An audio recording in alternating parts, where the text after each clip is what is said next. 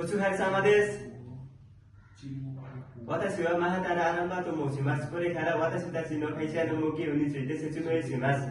会社の目標は5つあります。お客様の満足のナンバー1、品質のナンバー1、スピードのナンバー1、協力のナンバー1、センスのナンバー1。これから一個一個の説明します。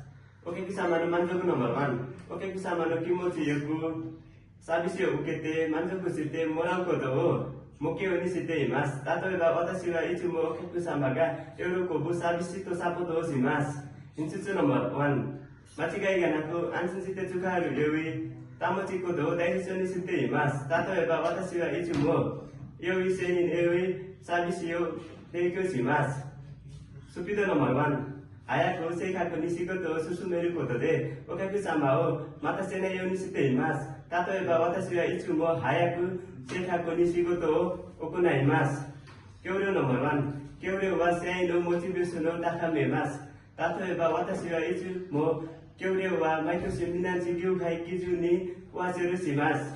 センスのナンバー1、私たち社員はみんなで力を合わせてお客様を笑顔にする会社の目標を大切にしています。